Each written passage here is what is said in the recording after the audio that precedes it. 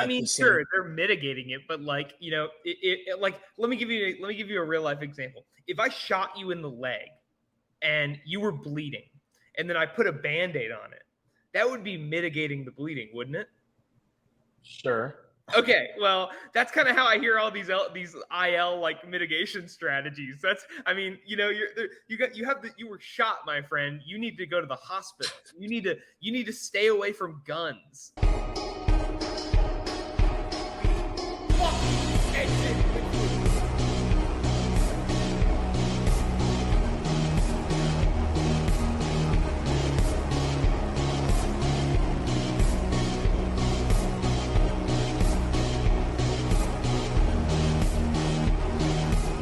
All right. How's it going? Hey, can you hear me? Everyone's mic's good? Yep.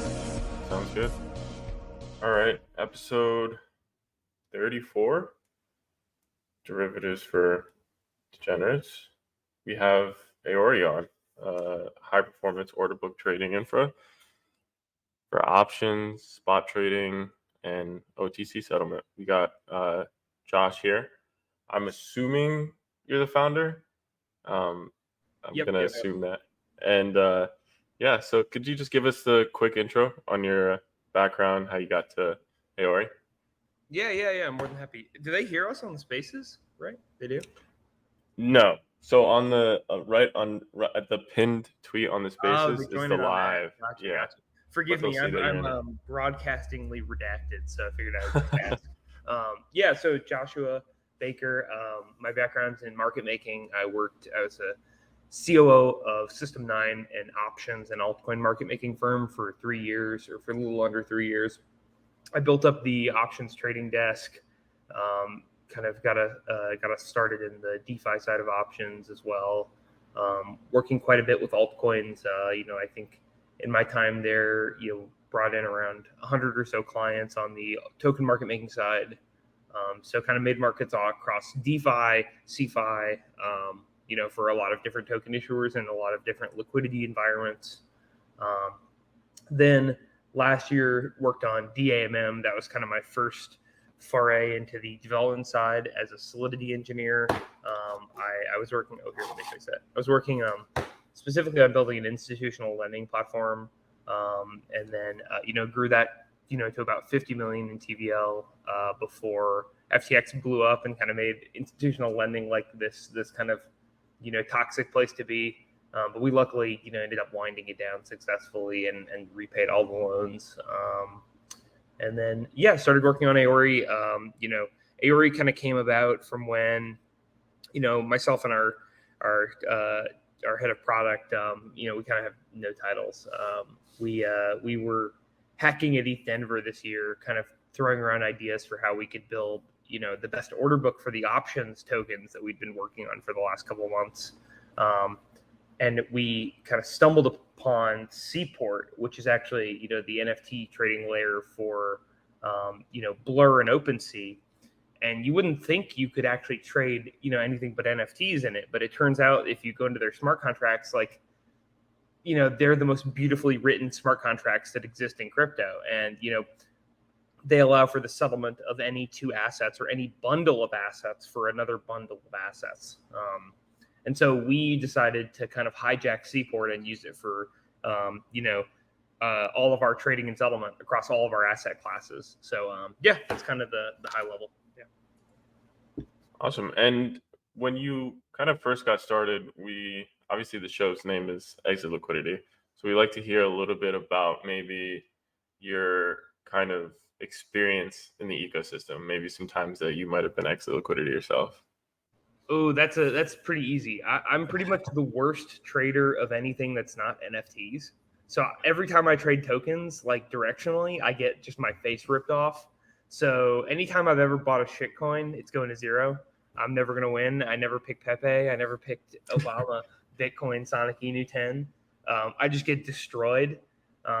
So, I remember even trying to like trade some shit coins or liquidity mine on like different platforms in DeFi summer. And it just, I never managed to like LP on like Yearn or like Compound. I always was LPing on like Cream, and just getting killed. But for some reason, the one thing I can trade really well is NFTs. Like I've top to bottom to Milady's like 4 times.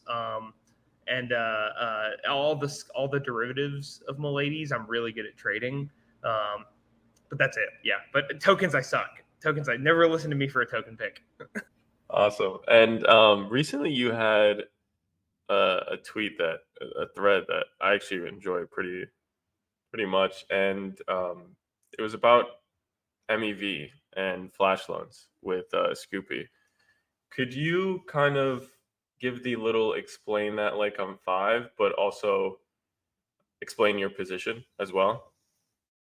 Yeah. So I kind of that thread went pretty viral on crypto Twitter. That was pretty satisfying. That's like my first like real viral thread.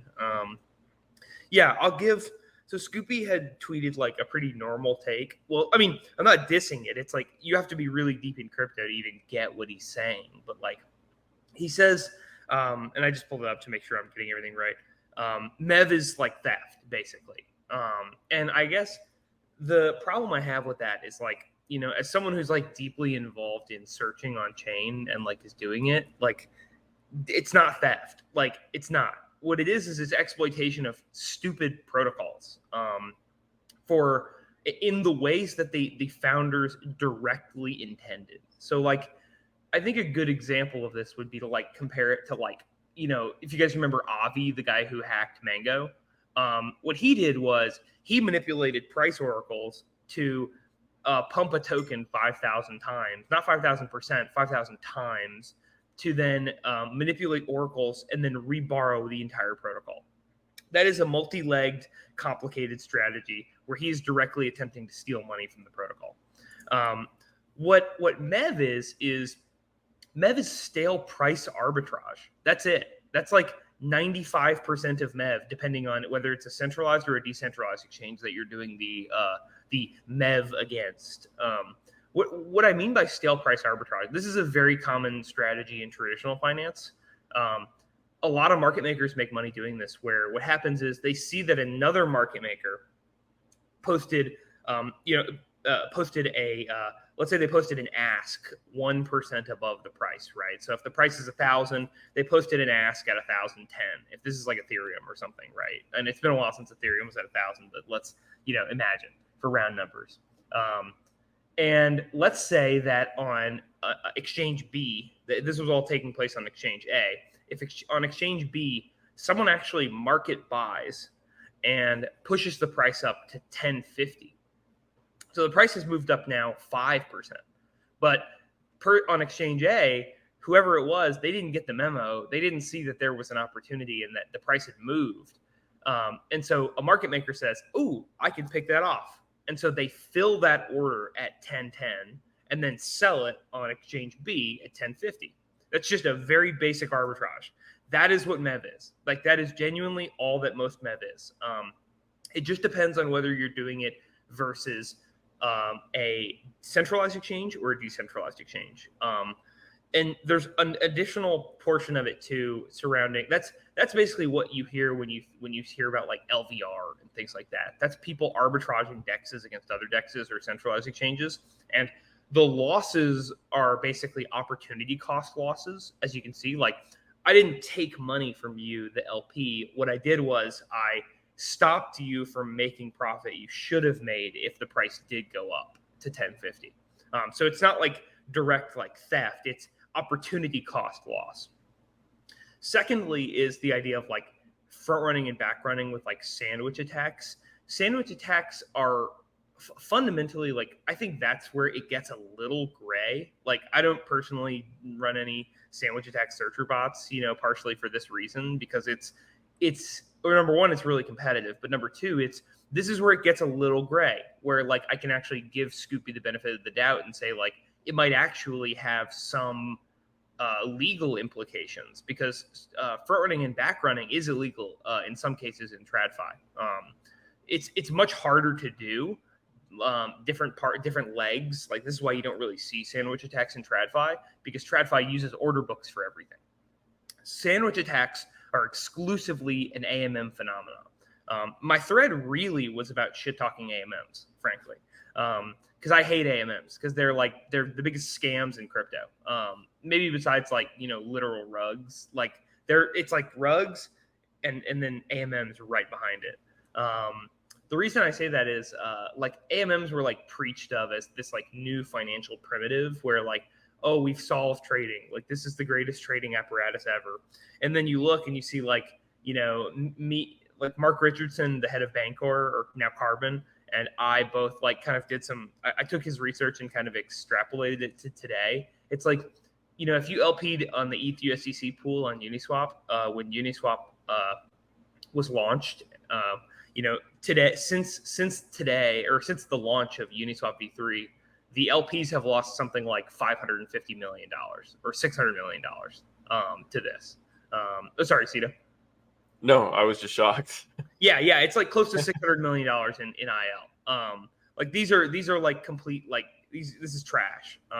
And then you hear like, I'm not going to call names or anything like that, but like, there's. So are you looping? Sorry, I don't want to cut you off, but are you looping virtual AMMs in that as well? Sorry. Are you looping the virtual AMMs in there as well? Oh, you mean like where they say they act like they have liquidity in the pool, but it's really like I mean, basically. It's the same problem, right? Like it's just you're just adding, like you're just dumping lighter fluid on the problem, like I mean, I don't know. I don't really have a bone to pick with virtual AMMs. Like they're trying to make it, they're trying to bootstrap liquidity without having liquidity, right? Like, so I do get it. Like I mean, it is the same problems, right? The problem I more so have, so virtual AMMs haven't really taken off, right? Like they've been, like some of them have kind of gotten TVL, but none of them have ever gotten as big as Uniswap, right? And then you have people in that community who like write academic papers that say, oh, by the way, you can LP on Uniswap, and it is always profitable. They said in an academic paper that LPing on Uniswap is always profitable. And I'm like, who said this? Are you on? Who's spreading this information? I'm just gonna say it came from a reputable VC firm. They have since retracted this, but like that's the kind of stuff where I'm like, whoa, like where there's smoke, there's fire, my friend. Be careful.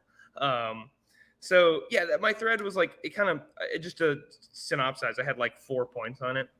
One was like breaking down how MEV isn't theft, like it's just stale price arbitrage.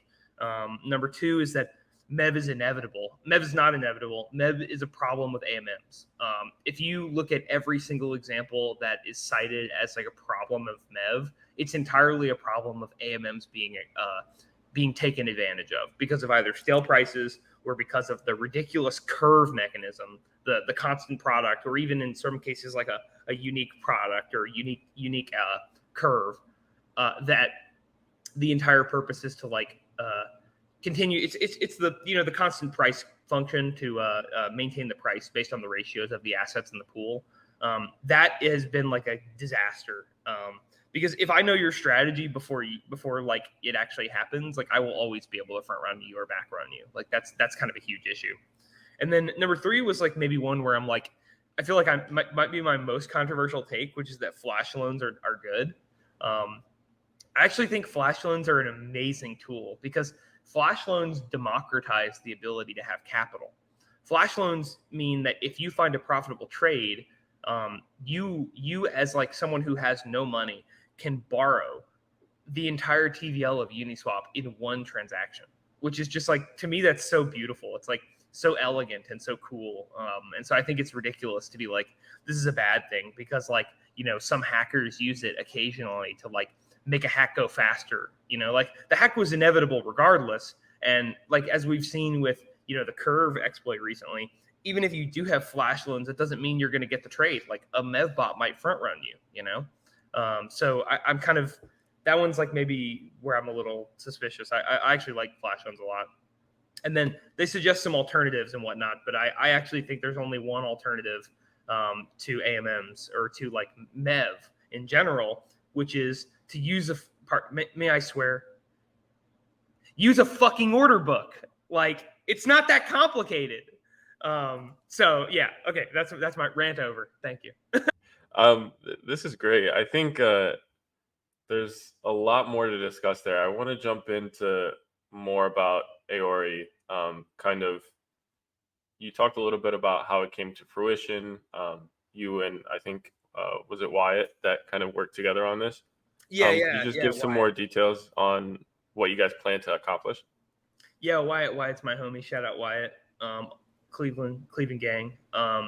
So Wyatt and I were in Denver. I mean, I guess maybe to answer about like what we're trying to accomplish. Like what we're trying to accomplish is like to show that to kind of red pill crypto on just how bad AMMs are designed and how like UniV3 is not the solution. UniV4 is definitely not the solution. Uniswap X isn't even the solution. The solution is something that looks more like CowSwap or like Aori, like or like 1inch Fusion. I really want to shout out like a couple of really good protocols because like I don't want to just be like known as like a shit talker. I really want to like call out great projects like 1inch Fusion, 0x protocol. And like their RFQ system, CowSwap especially, like these are spectacular protocols that understand the problem.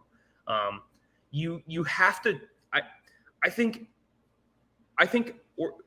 for crypto to proceed to even ever be able to compete with TradFi, what needs to happen is an abstraction of all of on-chain activity to settlement. Right. And like this is the goal of L2s, right? Where L2s try to move all compute to a higher layer and then have the settlement occur on the L1. But you find that there's a lot of protocols like lending protocols or like even like AMMs, for example, where they try to cram everything into the base layer, into the L1. And I think that when you do that, you're going to have tons of structural problems like we see with MEV right now. MEV is an externality of trying to shove everything on chain. So I believe that like future protocols need to look like CowSwap or they need to look like 1inch or 0x, where you have an off-chain infrastructure layer that is centralized or decentralized. There's a lot of ways to do both. And then move all of the settlement and the logging to on-chain. So what I really love about like Orderbook protocols like Aori or like CowSwap or even like 0x is that you move all of the critical infrastructure surrounding trading and latency off chain. And that allows you to basically free traders to know what price they're getting filled at, what price that they're expecting to get filled at. And you don't have these crazy, weird side effects like sandwich attacks or things like that, where a user thinks one thing is going to happen and another happens. That's really the goal of like what I want to see gone in crypto is unintended consequences or a user not getting what they expected.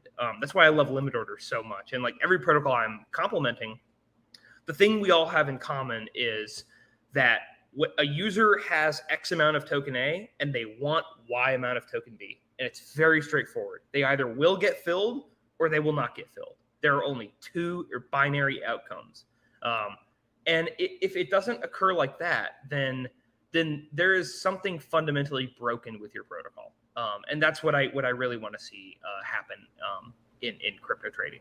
So yeah, that's awesome. And Aori is building what you guys say. I've kind of first heard about you guys as an options trading protocol, but like diving a bit more, you guys are trying to do a lot more than just that, including like spot trading and just OTC settlement. What does that product rollout look like, and why options and not perps? Yeah, that's a great question. So yeah, we started off kind of, I'm a big fan of like, when you realize you need to change something, just change it and just rip the Band-Aid off. So we initially were like, let's build the best options trading protocol possible. Cause that's kind of my favorite asset class to trade. Options are awesome. I'll kind of go into why in a little bit later, why options are way cooler than perps. But I was really, really interested in like building, a great options trading venue and an options trading protocol. And I started looking around at like what that would mean for like the options token side. I feel like we really nailed, and like we'll be showing that off later in the future. But I feel like the part that we couldn't quite nail that I was like really disappointed with was the trading. of them. Like the only solutions were we launch an L2 and we charge people gas to make and cancel orders like on chain. Like there's a lot of on-chain CLOB L2s or L1s you guys have probably seen. I think that is super flawed as an idea because you're basically punishing and taxing your best users. Your best users are your market makers. They're the people who are going to be placing limit orders. And if you're charging them a fee of gas every time they make and cancel orders, you're always going to have a ceiling on how much liquidity you can attract. The other option was AMMs. And I was like, that's a non-starter, for the reasons we spoke about a minute ago. They're just so exploitable. OPYN actually, an amazing options protocol. They tried to do this with AMMs, with Uniswap actually, when they launched. And their biggest hurdle was actually getting people to trade the options on AMMs. Most people just decided to trade them like OTC. So they would like have Telegram channels and trade the option tokens like in Telegram channels and things like that, just doing direct transfers. And so we were like, well, crap, we really have to figure out how we're going to do the trading venue side, how we're going to actually handle the trading. And coincidentally, we went to ETH Denver this year in April, and we started hacking with a couple friends. And we were actually doing kind of like a fun NFT idea for our project. And I started going through the Seaport code base, and I was like, oh my God, these guys have it, and they don't even know it. Like OpenSea built the greatest smart contract suite in crypto, and then like just didn't even use it for anything for like more than 1% of its potential. So if you go look at Seaport, like maybe I should give like a quick like 30-second on Seaport. Would that kind of work? Yeah. Sweet. So Seaport, for you guys who don't know, you probably used it a million times. It's the smart contracts that are behind Blur and OpenSea when you go trade on them. So anytime you approve a transfer or make a trade or buy an NFT, you're using Seaport. Seaport is this really beautiful, cool protocol where they built the most gas efficient transfer mechanism using signatures. So whenever you go on Seaport and you actually make a listing, you notice that you don't pay gas. You notice that you press the signature button, and then what happens is OpenSea or Blur stores your signature and the information about your order in their database, and then whenever a taker comes along and wants to fill that order, the taker is provided that signature and the order details, and then they can sell it directly on chain. So it's completely peer-to-peer. OpenSea doesn't actually hold your NFT or anything like that. They just hold the order, and then they show it to everybody in the world, and everybody in the world gets the ability to fill that order. That's kind of the core idea of Seaport. What I didn't know, and what no one really has documented about Seaport, is that it doesn't have to be for NFTs. Everybody knows that you can trade an NFT for an ERC20 on OpenSea, but no one knows that you can trade just tokens for tokens. Like that's kind of like an undocumented feature. And it used to be that if you actually tried to do that on Seaport, if you actually tried to do that using like an SDK, if you're like a developer, it would block you from doing it. It would actually like cancel your trade before it even got submitted.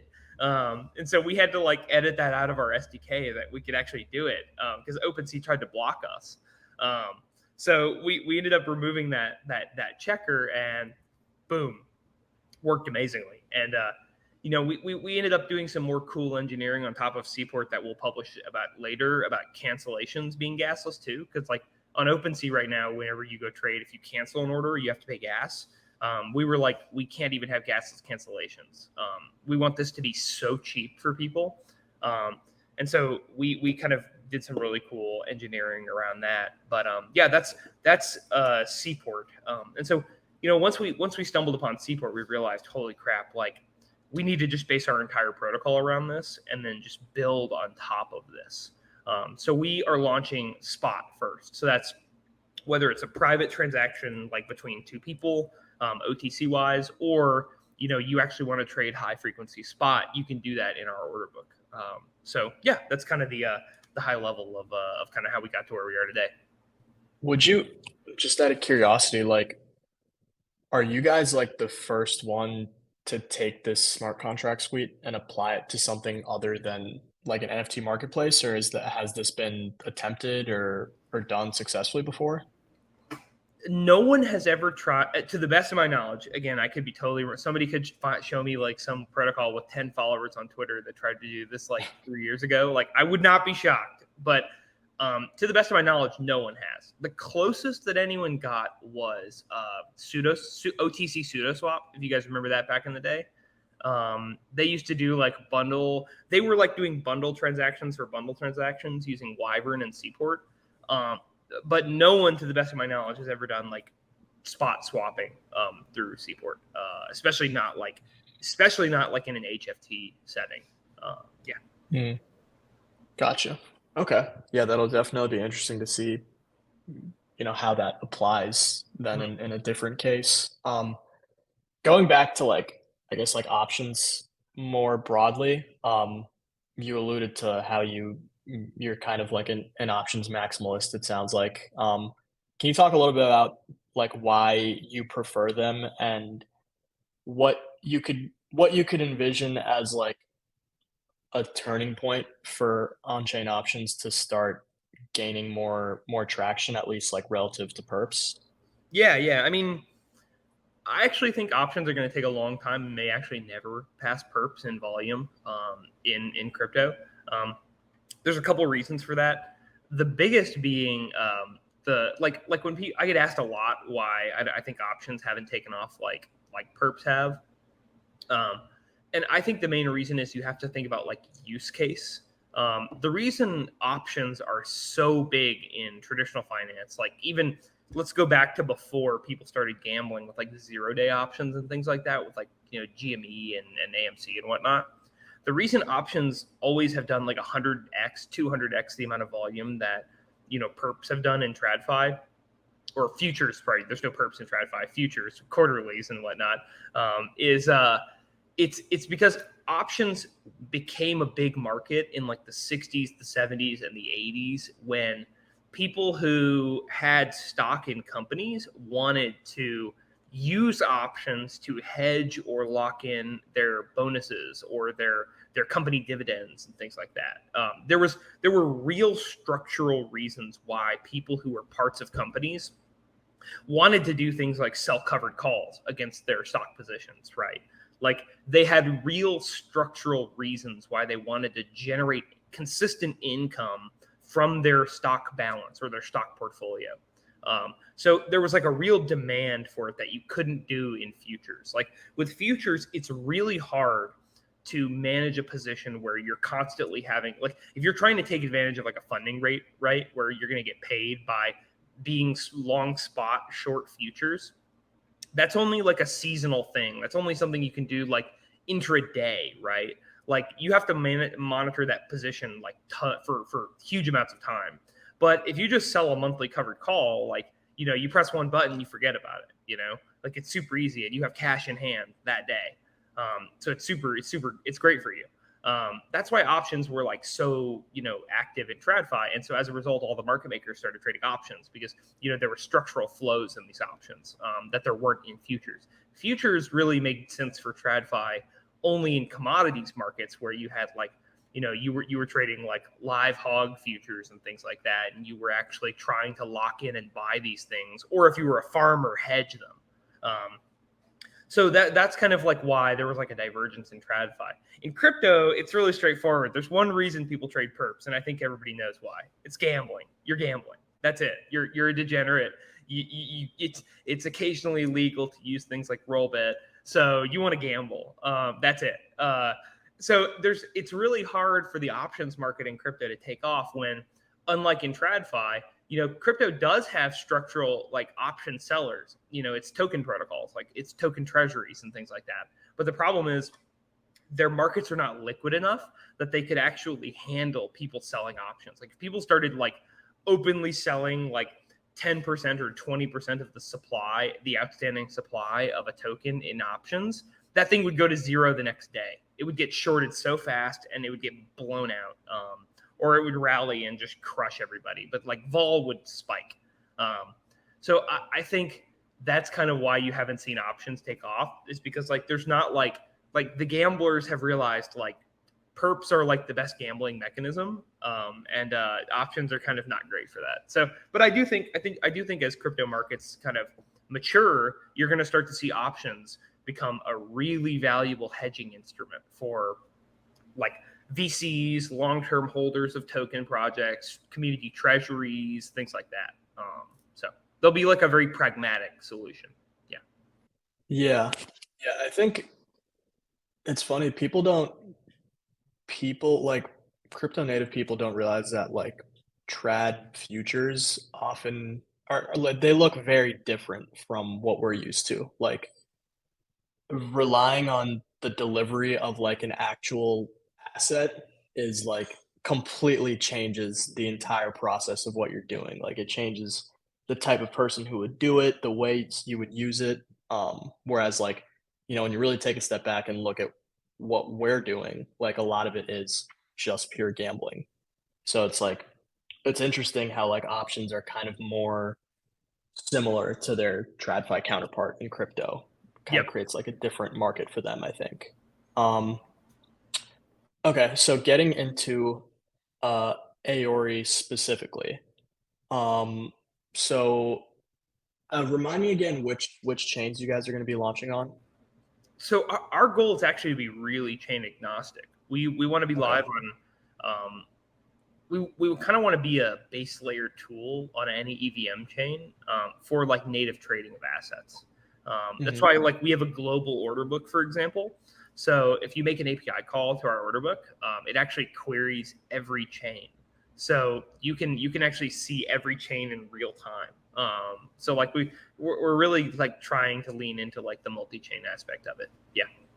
Gotcha. And that order book, what is that going to look like on day one? Like who's going to be managing and upkeeping that? And is that process going to change over time? Like, is there a gradual decentralization process like we've seen with some other projects? Mm-hmm. Yeah, that's a great question. So maybe just one real funny like note on your point about perps and options real quick before I jump into that.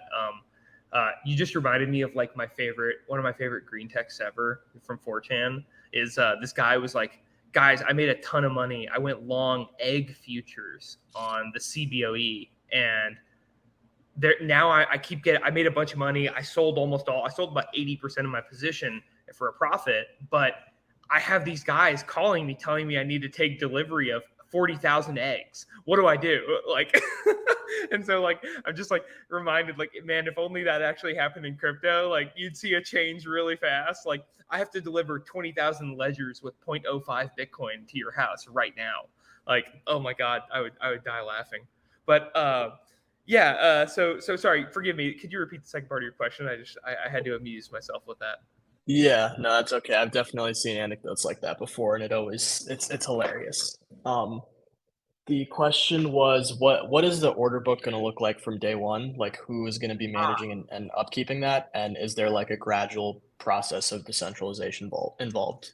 Yeah. So the first part about the parties involved. So we really see the order book having two main parties day one, and these are kind of the people we've been going after on the sales side. So the two main parties are like for the searcher community and the market maker community. So like the market maker community almost plays like second fiddle here. The number one citizen on our exchange is the maker or the searcher. So searchers are people who do math, to put it super simply. So we have a really cool feature on our exchange that like I feel like a lot of people are going to get freaked out by, which is flash market making. And this is another reason I'm very pro flash loan. So we're the only exchange ever that I'm aware of that you can make an order. So like you can make a limit order that is completely backed by a flash loan. So whenever you could have no capital and you could sign a flash maker order. And what happens whenever you sign that order is what happens is a taker can come fill your order, right? So you post a maker order for $1 million of ETH, and a taker comes and takes that order. What happens is the taker signs a mirror order on Seaport to your original order. You take both of them, and then you, the maker, go and pay the gas to settle that order. But when you're settling the order, you can do any arbitrary logic you want on chain with that. You can fill liquidation on Compound. You can borrow a flash loan and fill that order. If you have your own capital, you can arbitrage a centralized exchange versus a decentralized exchange, in the same trade.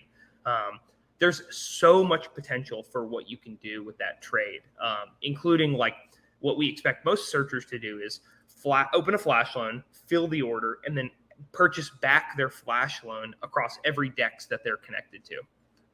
This is effectively very similar to what happens on CowSwap.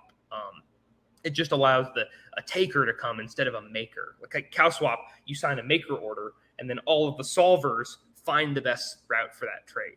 We allow people to say, we want all of the solvers to compete in the public for providing the best price quote possible. And any user can come to our front end and say, I want to fill that order. Instead of them having to post a blind order that then gets auctioned off to the solvers. So that's kind of how our order book works day one. So, we've been joking internally that if we get enough solvers, we could have $100 billion in limit orders that are all backed by flash loans, in our order book, which is just fucking ridiculous to say. It's kind of really ridiculous. It's going to be really funny if it happens. But yeah, so that's kind of the number one citizen. And then another counterparty that I see as being really, really active on Aori is market makers who are not as big as the Wintermutes and the Jumps of crypto. So if you go look on chain, right, most of the most SexDex arbitrage is done by two firms, Wintermute and Jump. That's about it. Almost no one else. The reason for that is it's so capital intensive and it's so human capital intensive as well. You have to have a centralized exchange team. You have to have a ton of capital on a centralized exchange. You got to have a block builder. You have to run your MEV team. It's really a lot of work. But if you have something like Aori, then you as a centralized exchange liquidity provider can just simply quote us prices like you would another centralized exchange on our API. It's super straightforward. So that's kind of the idea there. And so what I mean by that is a market maker can provide a price quote to us that's identical to what they're quoting on Coinbase or Binance, but they add 2 or 3 basis points of profit, right, from the spread or as a spread. And a searcher can come along and say, oh, I want that. I can then arbitrage that against Uniswap or SushiSwap or any on-chain DEX. And those two firms working together, the searcher and the centralized exchange liquidity provider, have all of the pieces needed to compete with the big block builder searcher arbitragers. So that's kind of who we see being the most active users on the protocol day one. And your last point about decentralization, we effectively see this as we see Aori, the public order book, as being very similar to a sequencer, except it's a sequencer that you don't have to pay gas to use. So it's just as centralized. It's just as decentralized as Arbitrum or Optimism. We have some interesting ideas surrounding decentralizing the order book in the future, or decentralizing at least the validation of it and the more of the execution. But I really like having our product be just a big public queryable database. To me, that's really beautiful. I like that as a concept, more so than kind of creating a fake L2 that we put all the orders on the L2 just so that we can claim we're decentralized, even though we're really not. I much prefer being honest with our users. So that's kind of my take on it. Yeah. Gotcha. Yeah.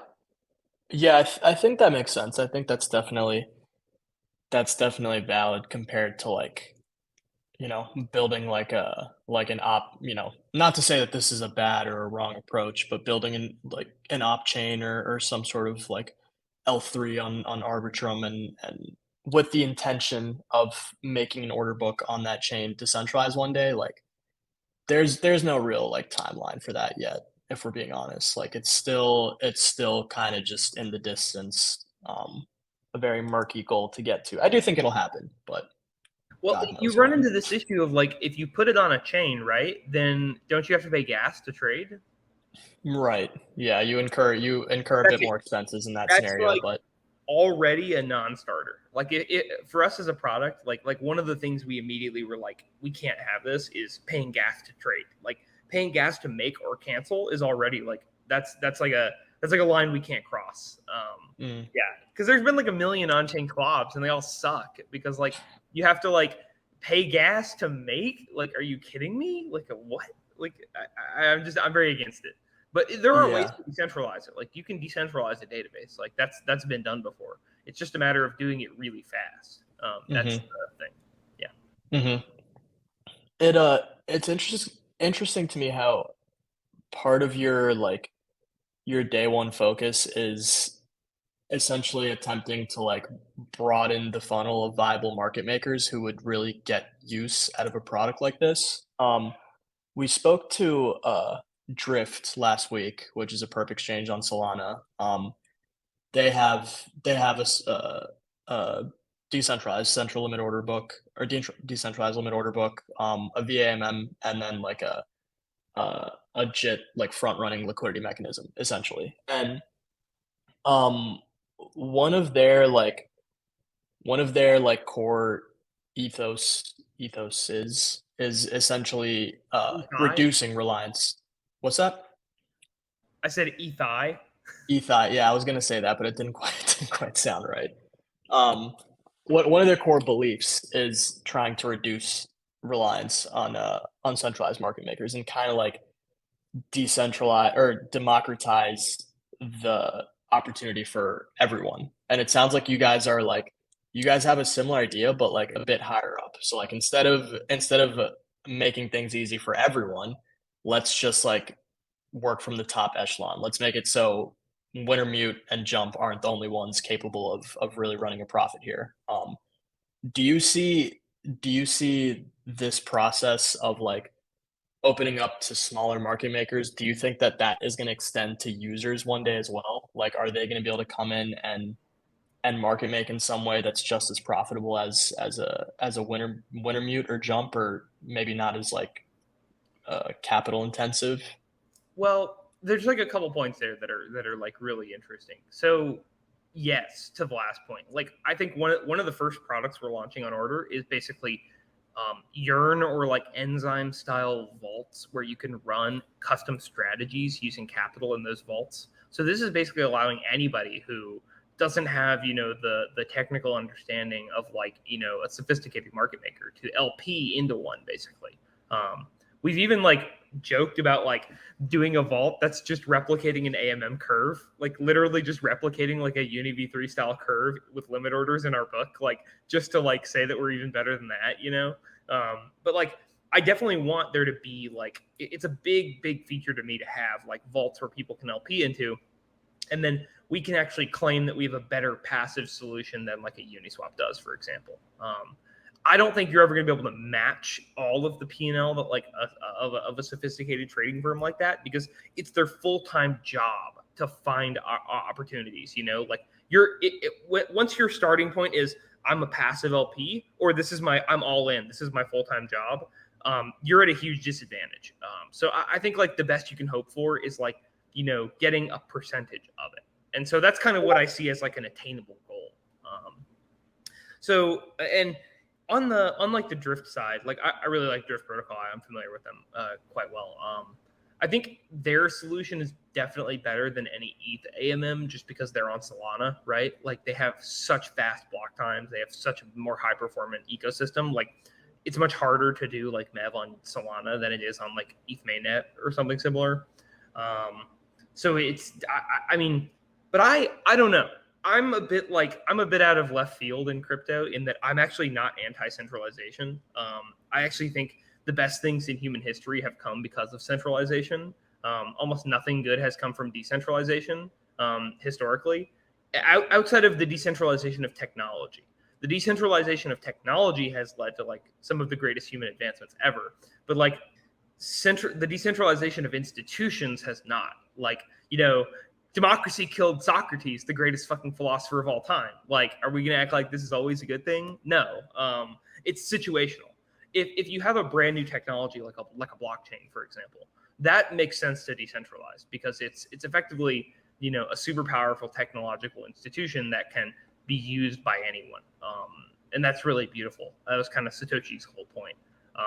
But like products built on top of that blockchain can be centralized. That's fine. I think that's actually like generally a good thing. That's why 95% of trading volume in crypto is still on centralized exchanges, because it turns out people actually care about like user experience. It reminds me a lot of like if you poll people and you ask them like would they prefer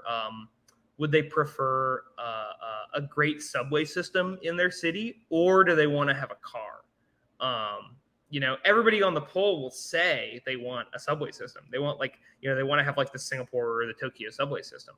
But there's something called revealed preference that shows that like in reality, no one votes for it. No one cares about it. All they want is their own car where they can have the peace and quiet of being by themselves. Like they don't want to have to deal with like, screaming people on the subway. Like it's crypto's the same way. Everybody shouts decentralization, but like then everybody trades on Coinbase, so I actually think the UX is far more important than the degree of decentralization.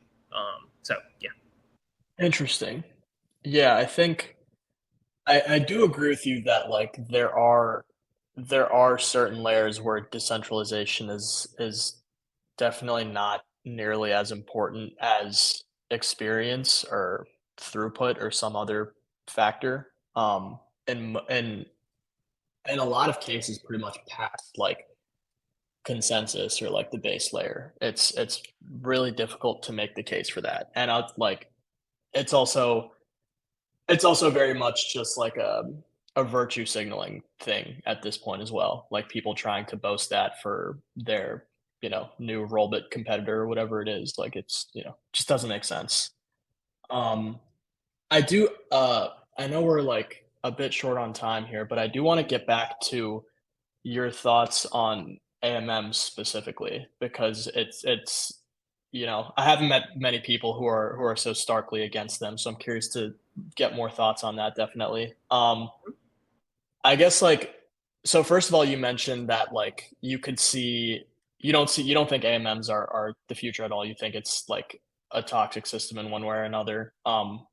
I guess first of all, we were talking about LP profitability and like how much money has been lost doing that. And I don't remember who it was that said this. It might have been Hayden from Uniswap, but there was some podcast where he was talking about UniV3 LPs and how like on average, bulk of them lose, but they continue to do so. They continue to LP. And like we don't understand why that's the case. I'm wondering if you've like heard that anecdote before, and if you know why that is the case. Yeah, I mean, because I think that's a very overlooked question. Like, it's not even like debatable. He has to, it's so funny that he even has to like he acknowledges it, like because like it's okay. To answer the first part of your question, AMMs are not the future. AMMs will be.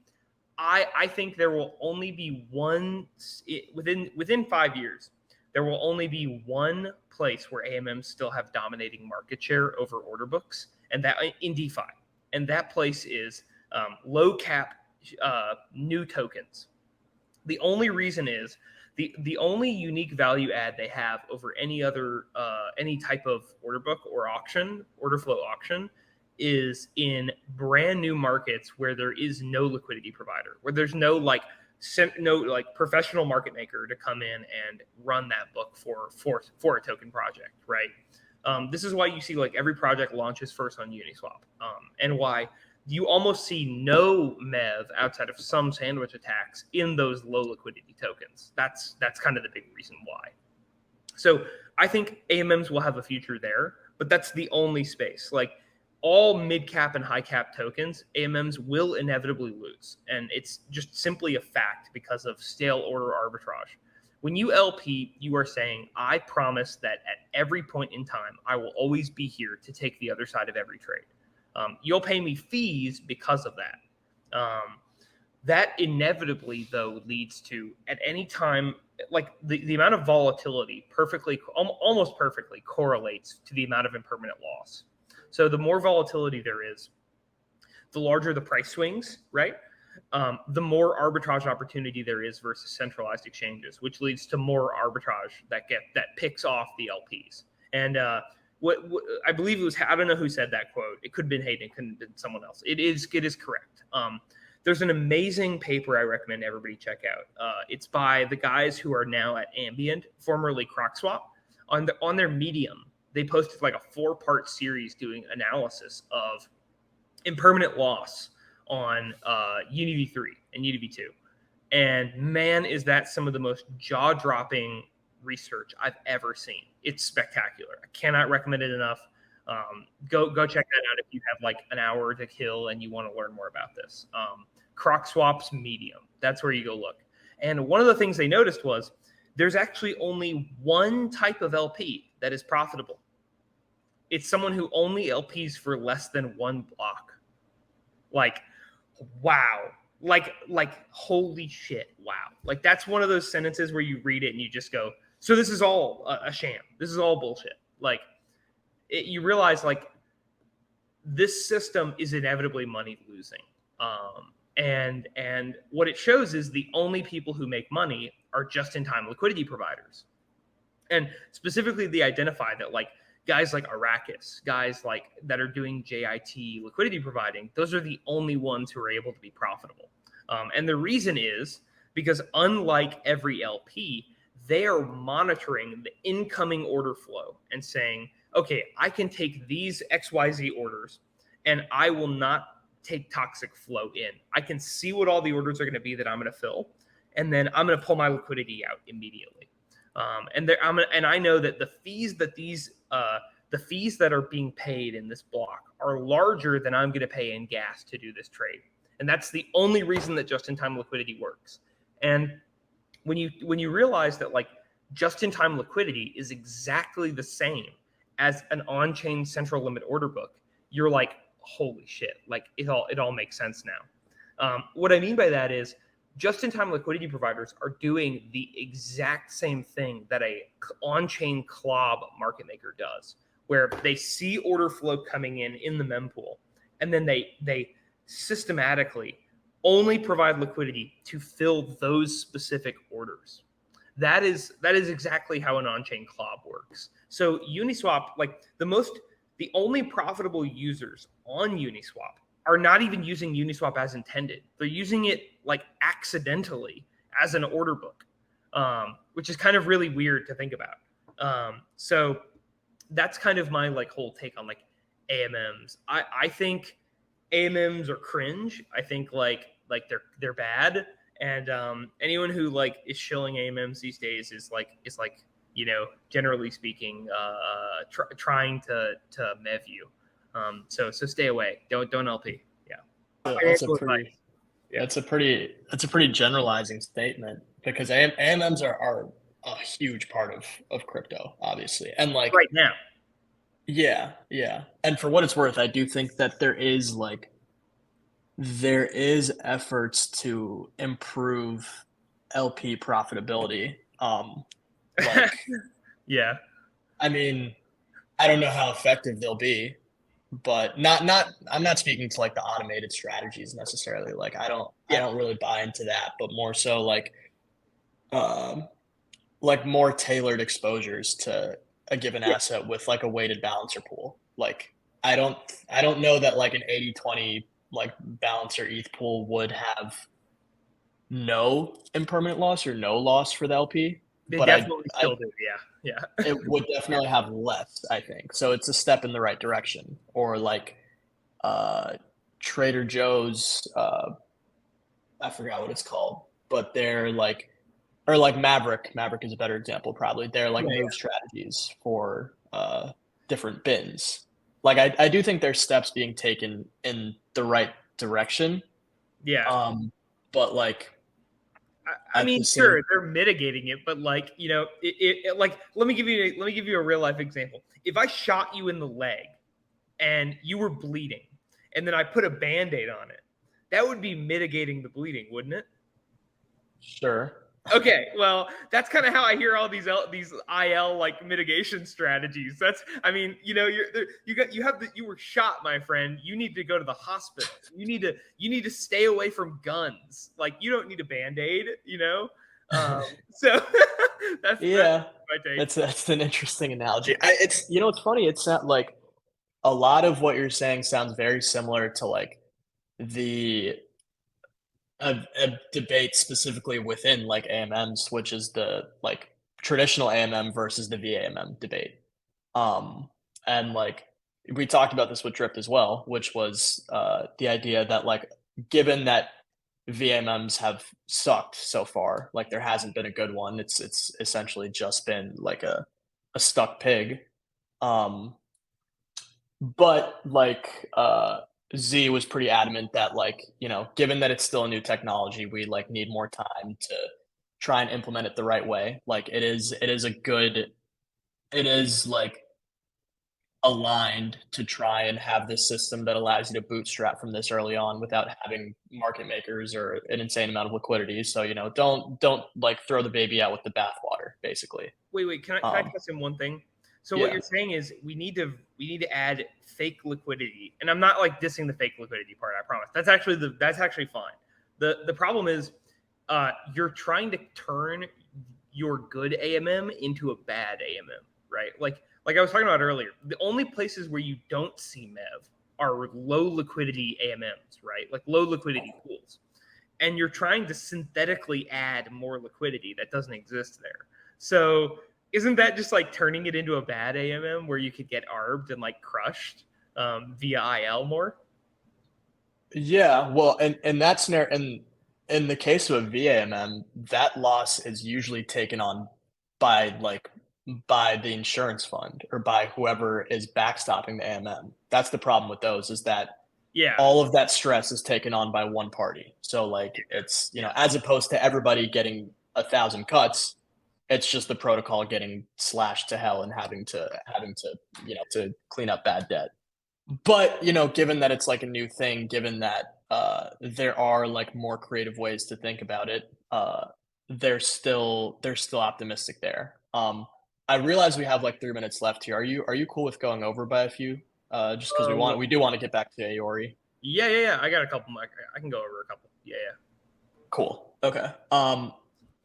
Thanks for that, by the way. That's definitely very interesting. I have this ambient paper pulled up over here. I'm going to take a read on these later today. Yeah, they're the ones who actually like crop. I mean, he's a controversial figure, absolutely. But yeah, shout out to FBI Femboy and Doug over there. They do amazing research. I don't love. I mean, don't get me wrong. I feel like they like. Oh, sorry about that. I feel like they. Forgive me if there's loud noise. Okay. I feel like they managed to identify the problem, but like their solution is only like partially, a solution. Like they're kind of in the mitigation strategy with hooks. They're the guys who really created AMM hooks or like popularized them with ambient. So I think like, again, it's like if your goal, like, I've seen a lot on Twitter recently about the mitigation of IL. Like that's been a big thing, the panoptic, the whole, we're going to buy options so that we can, hedge our IL and things like that. And like, or short LP positions and things like that. And I'm like, all right, I get it. Like, I see what you're trying to do. Dynamic fees, things like that. But like, again, my bullet hole analogy. It's like you just need to stay away from guns, man. Like that, you don't need a better bandage. Just go back to what actually works. Like, so that's kind of my my take on it. Yeah. Interesting.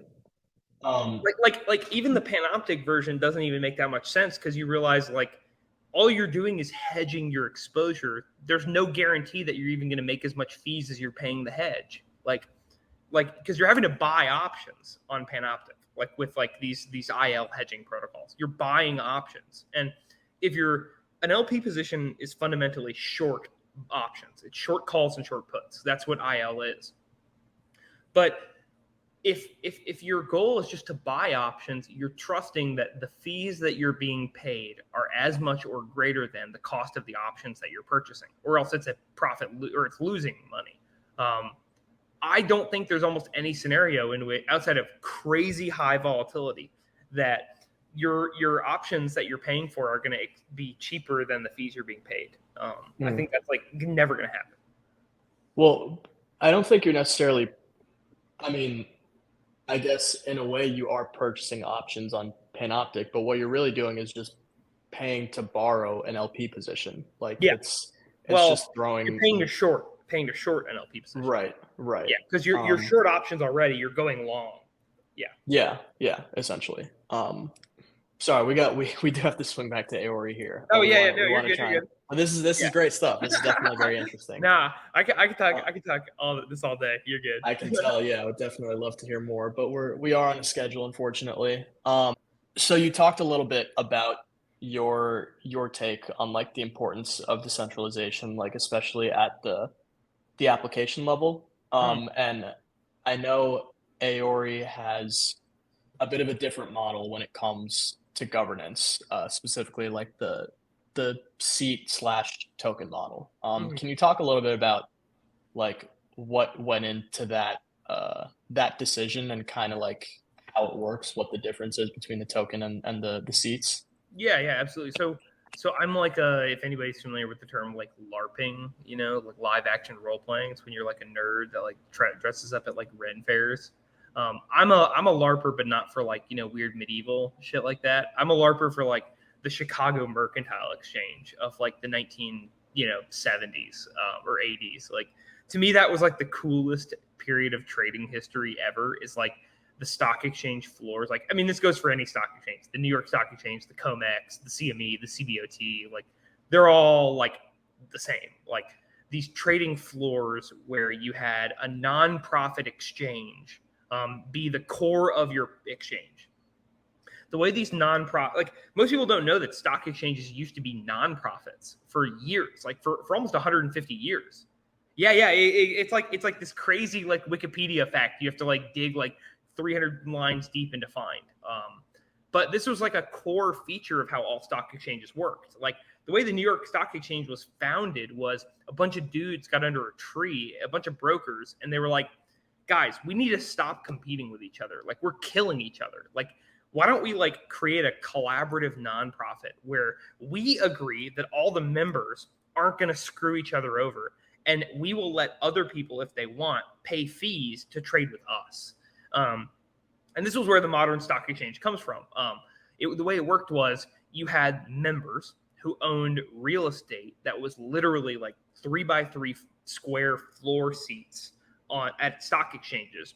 And they all had collective ownership inside of a corporate entity that was a nonprofit.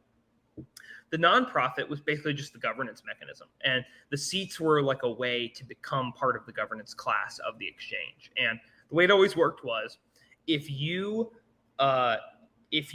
trade with your counterparties on the exchange, if you trade with other brokers on platform, then you will pay no fees. If someone from outside the exchange comes in to trade, they will pay fees to whoever their broker is. This is like why Robinhood has like a Series 7, right? Like you can trade through Robinhood and Robinhood won't charge you fees. But like, back in the day, Charles Schwab would. It's the same relationship that, you used to have like a specialist on the floor who you'd call to fill an order and things like that. So that's kind of what we tried to emulate. A non-profit exchange where the seat holders own the exchange, they own the protocol, they govern it, and the token holders are effectively like the overarching governance structure that handles everything on top of the exchange. The people who actually govern the trading, who govern everything that happens on the floor, are the seat holders, and then everything on top of that gets built later is governed by the token holders. So yeah. Gotcha. Okay. The seat auction is over, right? I think it was running not long ago, but it's over by now, right? Yep. Yeah, it ended a couple weeks ago. We auctioned. We did like 102 auctions. It was supposed to be like 105, but I'm like brain dead, and my bot didn't work, so I had to end it a little early. But it ended there. It's they're trading on OpenSea. We've done like 15 ETH in volume. They're quite fun. I like the seats. We have a great community on Discord that's like super active in the seats world. So the seats are like the cool way to earn like zero fees. Yeah, apologize. I do have to go in like just like a minute or two, if that's all right. Yeah, yeah. No, I'm that's getting fine. We're gonna Telegram. Gotcha. Yeah, we're gonna Yeah. wrap up right here. Just any if there's anything we missed, any last like comments you wanted to put out there, anything you wanted to shill, now would be a good time for that. Yeah, just check out Aori. We'll have some announcements pretty soon surrounding order and surrounding everything like that. So yeah, thanks for letting me come on and rant for a little bit. I appreciate that a ton. Yeah, we should Awesome. definitely. This was awesome. Yeah, we're gonna Thanks a for lot. everybody too who wants to hear my annoying voice. We're gonna have a town hall. Once orders live, we're gonna start doing like weekly or bi-weekly town halls that everybody's invited to. So Is there a timeline set on anything yet? That was the yeah. last question. Order will be dropping very soon. Very soon. We're gonna do like a 2-week beta. So if there's any smart contract developers or Rust developers listening, just get ready. We're gonna have some cool bounties coming out too. So yeah. So probably you can expect to hear about or see the test net very soon. So yeah. I'm quite excited. Awesome. Yeah. Awesome. Thanks Thanks so a much, lot, guys. It was a pleasure. Appreciate it. Thanks, Josh. Appreciate Thank it. you. Thanks everybody for joining in, tuning in. That's the episode. See you guys. Peace.